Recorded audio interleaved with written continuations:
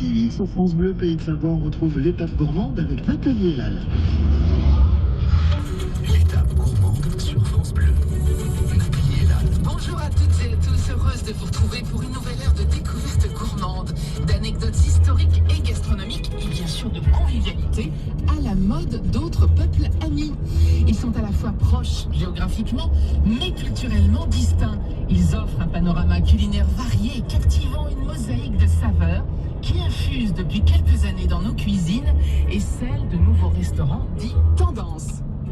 La cuisine de 3 pays d'Europe centrale, la Pologne, la Roumanie et l'Ukraine, est à la fois connectée à la terre, aux traditions agricoles, mais aussi à une histoire inspirée par des élites autrefois amoureuses de la table française. Je vous embarque pour un voyage culinaire au goût aussi varié que déroutant parfois, en compagnie de 3 chefs ambassadeurs de la gastronomie de leur pays natal. Bonjour Piotr Korzen. Bonjour. Vous êtes le chef du restaurant Matka, situé au 78 rue Quincampoix dans le 3e arrondissement de Paris. C'est un établissement qui vient tout juste d'ouvrir ses portes et qui propose une cuisine d'inspiration polonaise. Mais pourquoi c'est la cuisine de votre mère qui vous a donné envie de faire ce métier? C'est un hommage?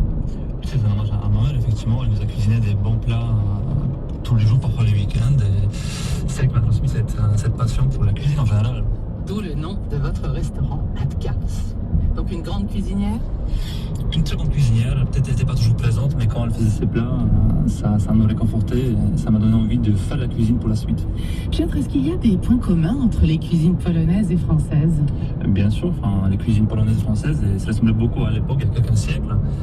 Et aujourd'hui encore, on a des... C'est une ville portuaire située sur les rives de la mer Noire.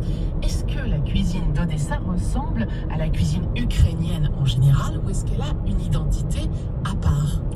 Oui, bien sûr. Notre cuisine d'Odessa, il a une forte identité. C'est comme dans chaque région de l'Ukraine, la cuisine est assez différente. Par exemple, je connais bien la cuisine d'Odessa, mais je ne connais pas trop les autres cuisines de l'Ukraine, des autres régions. Ah, vous parlerez vraiment en tant que natif d'Odessa, Oui, donc. c'est ça. Bonjour Cathy Parachiv. Bonjour.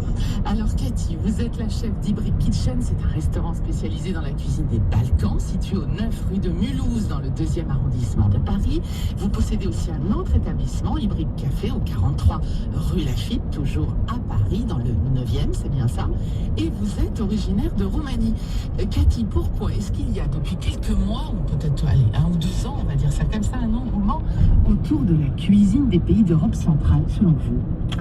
Écoutez, je ne sais pas si c'est forcément lié à la gastronomie de nos pays, qui est un petit peu compliqué, je pense, de prime abord. De prime abord seulement. De prime abord seulement, attention. Je verrais ça plutôt au niveau des grandes marques de luxe, en fait, qui s'intéressent à tous ces pays-là, parce qu'il y a l'artisanat d'art, parce qu'on a des savoir-faire aujourd'hui qui ont tendance à se perdre en Occident. Et je pense qu'effectivement, il y a eu un retour vers cette envie de terroir et de vérité, quelque part. Vous voulez dire que cet engouement-là vient à l'origine de ces grandes marques de luxe, on ne va pas les citer, mais enfin pourquoi pas, qui se sont penchées sur un artisanat d'art. Pourquoi pas? Ça a engendré un intérêt pour la cuisine locale. Mais écoutez, en tout cas, c'est mon explication. J'ai pas la science infuse, bien sûr, mais j'ai vraiment l'impression, effectivement, que, par exemple, les Français ont découvert grâce à ces marques-là, et puis